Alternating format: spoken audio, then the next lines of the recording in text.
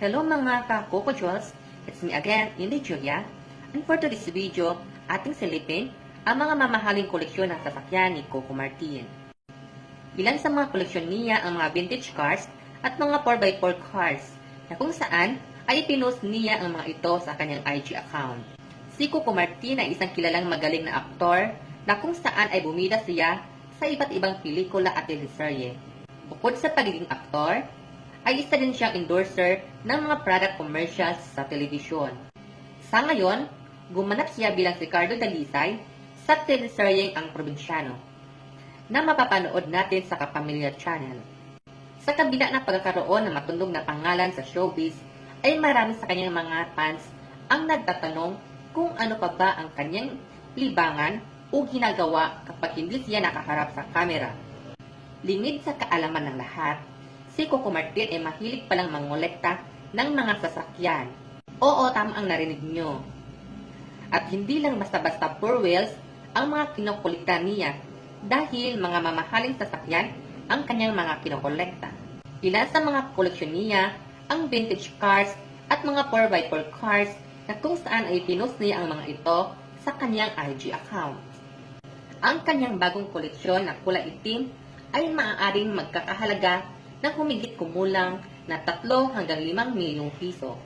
Makikita sa larawan ang pagkamatikas na dating ng mga kinukuliktan niyang sasakyan. Ang pagkakaroon ng sasakyan ay masasabing isa sa mga pinapangarap ng isang tao. Magagamit niya ito upang mas mapadali ang pagpunta sa mga destinasyon na gusto nilang marating. Ngunit ang mga sasakyan ni Coco Martin ay talaga namang masasabi na one of a kind. At talagang mapapawaw ka sa mga presyo nito at sa taglan nitong ganda at tikas. Sa ngayon ay madami ng likes at reaksyon ang pinost ni Coco Martin sa kanyang social media. Madami din ang mga fans ang mas umahanga pa sa kanya dahil bukod sa pagiging gwapo nito ay mas pinalakas pa ang kanyang appeal dahil sa mga koleksyon nitong mga sasakyan. Narito ang halaga ng mga mamahaling sasakyan ni Coco Martin.